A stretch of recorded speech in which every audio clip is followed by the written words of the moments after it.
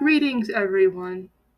I am Birch the Rune Weaver, and this is the beginning of the series about the runes, drawing the runes, and making your own rune set. So, to begin with, however, as the Weaver, I want to add a few more lines to the tapestry here that I'm making in front of you all. If you haven't watched my introductory video yet, I strongly encourage you to go watch it. But just as a reminder, why weaving? Why weaving the runes? What does weaving have to do with runes, Birch? Well, you see, it's all about building that connection to the past, the present, and the future. There is a reason why Odin lifted the runes from the roots of Yggdrasil. Do you know what else is on the roots of Yggdrasil? The Norns, who control the past, the present, and the future. The runes were lifted up from their well at the roots of Yggdrasil, which means you cannot understand the runes if you're not willing to also consider their placement within the great tapestry of the universe.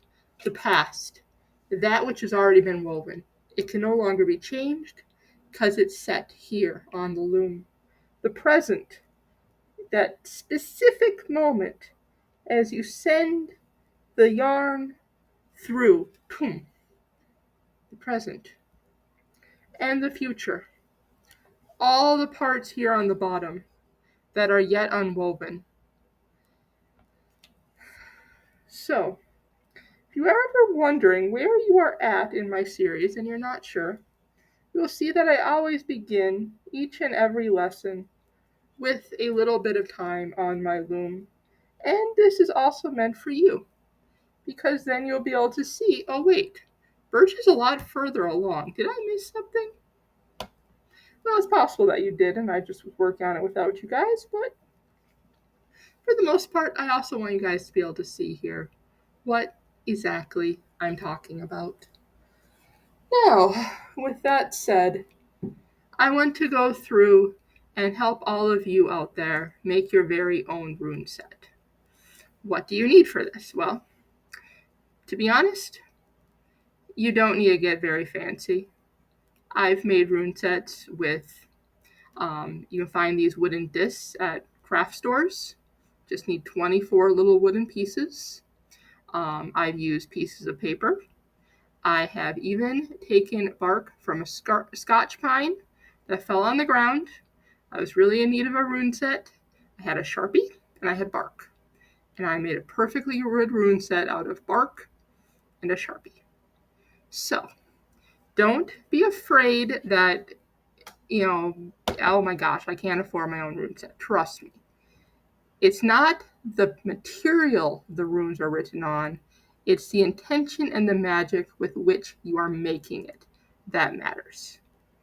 I want you all, as you're working on this rune set with me throughout these videos, some are going to be rune videos, some are going to be other videos. I like to keep things shaken up a bit. But as we go into these rune drawing videos to make your own rune set, just bear in mind, you don't need to get super duper expensive and fancy. It's the intention and it's the power of your magic and your breath and your voice that we're going for here. Not getting some $100 Etsy special circular bark. If you want it, more power to you.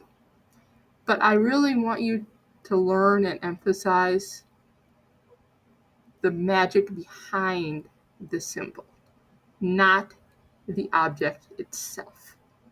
There's a difference.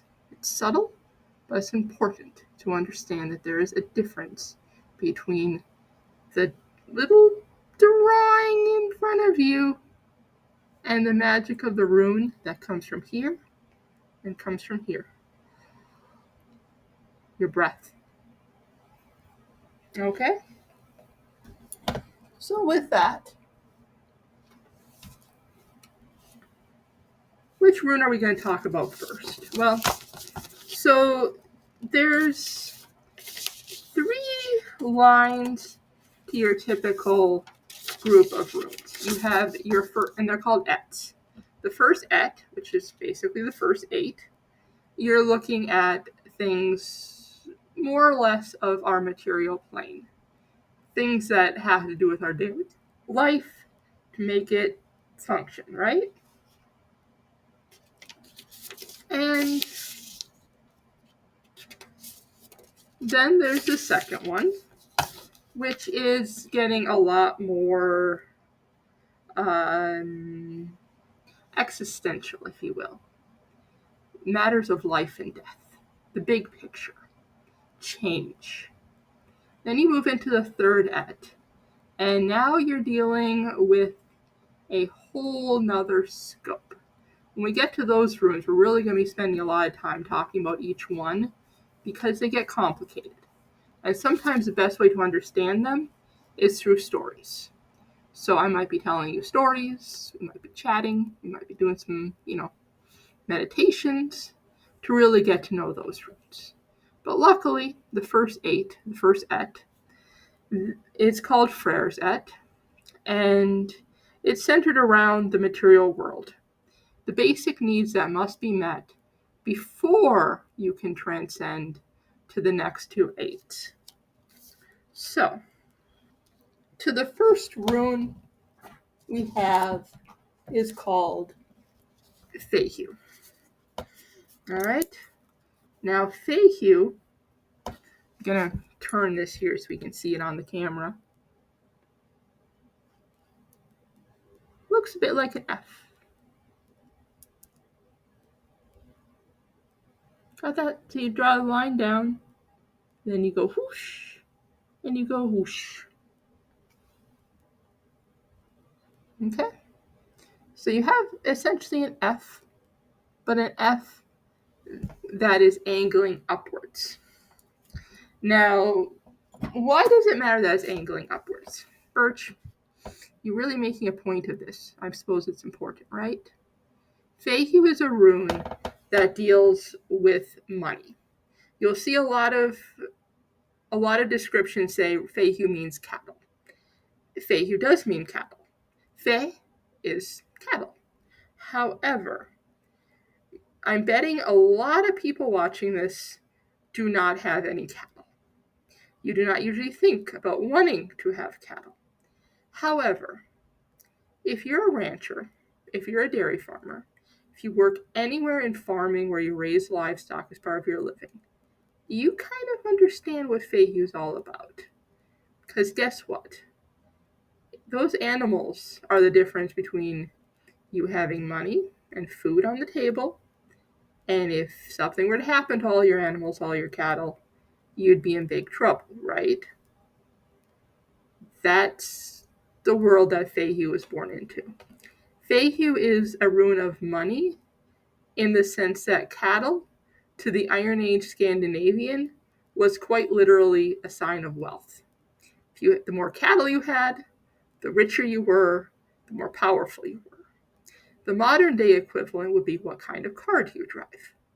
The person driving the beat up Honda Civic that has 300,000 miles and a front bender held on with duct tape is going to be assumed to be in a different socioeconomic class than the person driving a Corvette, shall we say, a Mustang, or one of those really expensive fancy cars that I pay no attention to because I don't really care. Okay, it's that kind of different. So it's easier for you to think in terms of car than in terms of cattle, or if, like me, you simply want to say, hey, Fehu, you draw the rune, always send the strokes upward because you want your money to grow. I'm betting you want more money, right? Most people want more money. I always want more money. So, Fehu, the fee, the facilitator. To the ancients, it was cattle. To us, it's the bank account, the debit card. You want to be able to swipe your debit card, put in your PIN, and have enough money to buy whatever you want to buy. Fehu is the rune that covers this very basic, essential thing, money. So, as you create this rune on your rune set, take your piece of paper, take your wood, take your scotch pine bark, whatever you have, draw that rune, slash down, up, up, and picture your money growing. Picture that bank account getting stronger, right? Because it's not just about the money at the end of the day. It's about the security that that money can buy. It's making sure you can make your rent, your mortgage payment, your car payment, have food for your family. It all boils down to making sure you have enough money to live a comfortable and secure life. That's what Fehu is about. When you work with Fehu's magic, that's what you're asking for. That's what you're working towards is, hey, I want to have enough money that I'm good. I want to be good. I want to buy a new car so I can get that duct tape off the front of my Honda Civic. Right? Right. So, as you work with Fehu, just remember that. And so, that wraps up our little lesson here on Fehu. Let's pull up the Havamal. And by the way, I decided to do it where I'm not going to pick the passage in advance anymore. I'm going to literally pick up this Havamal in front of you all on camera. I'm going to open to a page. I'm going to read what's on that page. You might get the same rune passage twice. Who knows? Responsibility. A king's son should be thoughtful, thorough and silent, brave in battle. A man should be happy and in good humor to his dying day.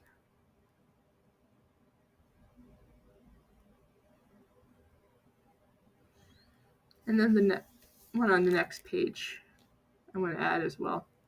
Only fools hope to live forever by escaping enemies. Age promises no peace, though the spear saves them. What do you think those are about? The first one, responsibility. Don't be a downer. Just get through your day, do what you gotta do, and whatever the situation calls for, make sure you rise to the occasion. Don't fret it. Because at the end of the day, remember, when we talk about our weaving on the great tapestry, we only control that single da-dun, da-dun, da-dun as we send the yarn through. And I'm going to explain more about the nature of the weaving in a future episode, but just remember that, okay? And only fools hope to live forever by escaping enemies.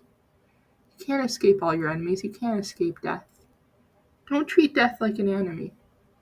Live your days as best you can till the last one. Because you don't know which one that will be. You don't know how much more of the tapestry of the universe you get to live out. So make the best of it. Don't shirk what you gotta do, but don't fret it too much either. All right, blessed be. Until next time, everyone.